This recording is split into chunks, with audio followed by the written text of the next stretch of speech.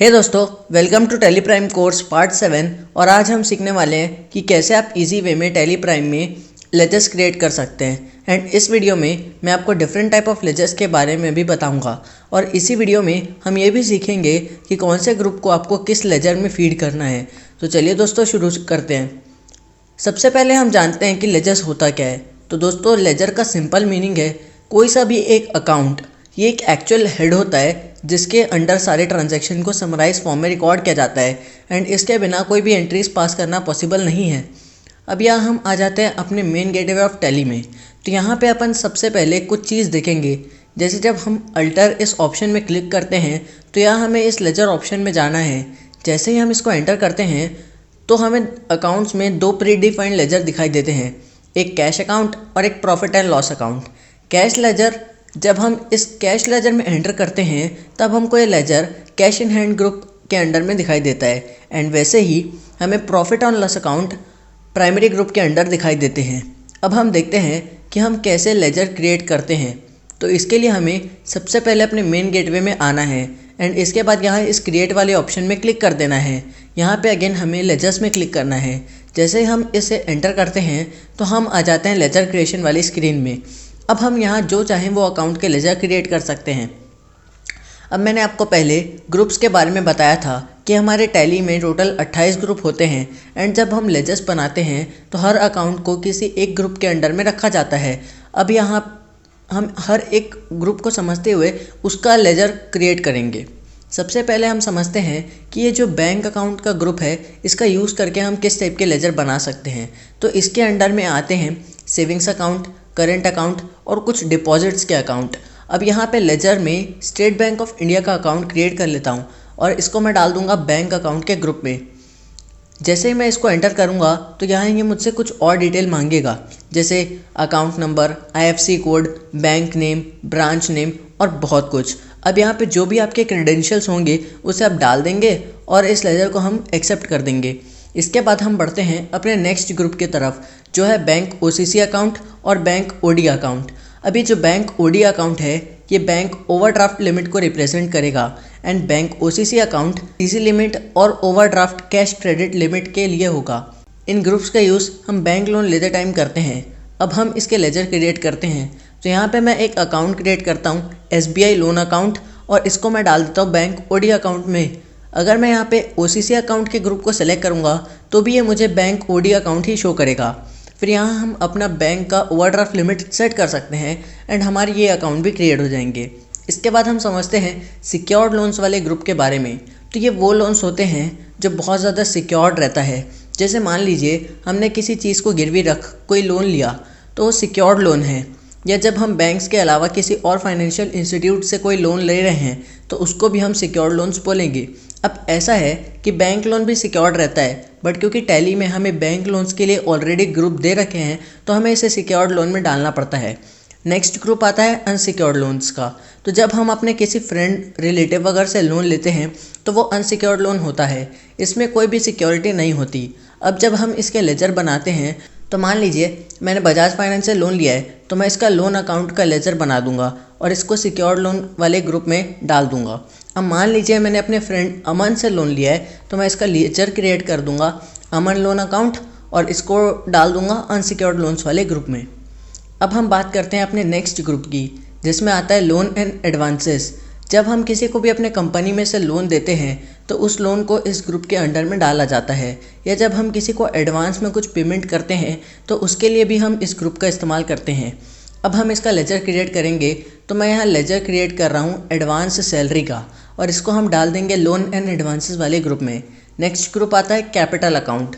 ये वो ग्रुप है जिसमें हम अपने कंपनी के सभी रिजर्व्स एंड कैपिटल को रिकॉर्ड करते हैं एंड इसका एग्जांपल है शेयर कैपिटल एंड ड्राइंग्स। यहाँ आपको एक चीज़ ध्यान में रखना है और वो ये है कि जब आप ईयर एंड में आते हैं तो ड्राइंग्स, लाइफ इंश्योरेंस और ये सब आप कैपिटल में से माइनस कर देते हैं। इसके लिए मैं लेजर क्रिएट कर देता हूँ रिलायंस शेयर्स और इसको मैं कैपिटल अकाउंट के अंदर में डाल देता हूँ। नेक्स्ट ग्रुप आता है डिपॉजिट्स। जब हम कोई भी डिपॉजिट या फिक्स डिपॉजिट करते हैं तो उस अकाउंट के लेजर को हम इस ग्रुप के अंदर में डालते हैं। इसका लेजर मैं क्रिएट कर देता हूँ PPF का एंड इसको डाल देता हूँ डिपॉजिट वाले ग्रुप में। नेक्स्ट ग्रुप आता है इन्वेस्टमेंट का। जब हमारा कंपनी कोई भी इन्वेस्टमेंट बना रहा है तो जिस चीज़ का हम इन्वेस्टमेंट बनाते हैं उसके अकाउंट को हम इस ग्रुप में डालते हैं। इसका लेजर हम बनाएंगे म्यूचुअल फंड्स का और इन्वेस्टमेंट के ग्रुप में डाल देंगे। नेक्स्ट ग्रुप आता है डायरेक्ट एक्सपेंसेस का। जितने भी खर्चे हमारे कंपनी में लगते हैं उसे हम कहते हैं डायरेक्ट एक्सपेंसेस, और इनकी वजह से जो हमारी कंपनी का ग्रॉस प्रॉफिट है वो हमें पता चल पाता है। इसके लिए हम लेजर्स क्रिएट करेंगे, रेंट अकाउंट और वेजेस अकाउंट। इसके बाद नेक्स्ट ग्रुप आता है इनडायरेक्ट एक्सपेंसेस का। इसमें हमारे सभी एडमिनिस्ट्रेशन के खर्चे आ जाते हैं, जो पोस्टेज का, सेलिंग का, बाइंग का जो भी खर्चा है वो इसमें आता है। एंड इसके लेजर में बना देता हूँ पेट्रोल एक्सपेंसेस, स्टेशनरी एक्सपेंसेस और बहुत कुछ। नेक्स्ट ग्रुप आता है इनडायरेक्ट इनकम। ऐसे इनकम जो हमें दूसरे सोर्सेस से मिलते हैं, जैसे रेंट रिसीव्ड, इंटरेस्ट रिसीव्ड। इसके भी हम जब लेजर क्रिएट करेंगे तो मैं इंटरेस्ट रिसीव का एक लेजर बना दूंगा और ग्रुप में रख दूंगा इनडायरेक्ट इनकम का। नेक्स्ट ग्रुप आता है ड्यूटीज़ एंड टैक्सेस। जितने भी टैक्स रिलेटेड अकाउंट होते हैं उसे हम इस ग्रुप के अंडर में डालते हैं। इसका लेजर हम बनाएंगे purchase GST, sales GST etcetera. Next group आता है फिक्स एसेट का। इसमें हम उन एसेट्स के अकाउंट क्रिएट करते हैं जो लॉन्ग टर्म हमारे पास रहने वाले हैं, जैसे लैंड, बिल्डिंग, मशीनरी एक्सेट्रा। इसके लेजर में मैं बना देता हूँ बिल्डिंग और व्हीकल। नेक्स्ट ग्रुप आता है मिसलेनियस एक्सपेंसेस। कोई भी बिजनेस को चालू करने से पहले हमारे कई सारे खर्चे होते हैं, उन खर्चों को हम कहते हैं मिसलेनियस एक्सपेंसेस। जैसे बिजनेस चालू करने से बहुत पहले मैंने अपने बिजनेस का एडवर्टाइजमेंट का खर्चा दिया, तो इसके लिए मैं एडवर्टाइजमेंट एक्सपेंसेस का अकाउंट बनाऊंगा और इसको मैं मिसलेनियस एक्सपेंसेस वाले ग्रुप के अंदर में डाल दूंगा। नेक्स्ट ग्रुप आता है प्रोविजंस का। इसका मतलब होता है फ्यूचर के लिए जब हम कुछ फंड्स सेव कर रहे हैं ताकि बाद में हमें कोई दिक्कत ना हो, तो इसको हम कहते हैं प्रोविज़न। अब ये प्रोविजंस डेप्रिसिएशन, टैक्सेशन और बहुत सी चीज़ों के लिए होता है। इसका लेजर मैं क्रिएट कर रहा हूँ प्रोविजंस फॉर डेप्रिसिएशन। इसके बाद कुछ ग्रुप्स आते हैं जैसे सेल परचेज, तो इसके लिए हम नॉर्मल लेजर क्रिएट करते हैं purchase account, purchase return account, sales account और सेल्स रिटर्न अकाउंट। तो मैं यहाँ क्रिएट करता हूँ परचेज रिटर्न और सेल्स रिटर्न। इसके बाद नेक्स्ट ग्रुप है स्टॉक इन हैंड। इसमें हम उन सभी अकाउंट्स को लाते हैं जो स्टॉक से रिलेटेड हैं, जैसे opening stock, closing stock, finish goods, raw materials etcetera. इसका लेजर हम बनाएंगे ओपनिंग, क्लोजिंग स्टॉक और रॉ मटेरियल्स का। इसके बाद हम दो सबसे इंपॉर्टेंट ग्रुप के बारे में जानेंगे, जो है सन्ड्री डेटर्स और सन्ड्री क्रेडिटर्स। सन्ड्री डेटर्स, जब हम अपने किसी कस्टमर को क्रेडिट में गुड्स सप्लाई करते हैं तो हम सन्ड्री डेटर्स कहलाते हैं। इसके लेजर लिस्ट में हम कुछ भी दो नाम डाल देते हैं, जैसे राम और श्याम।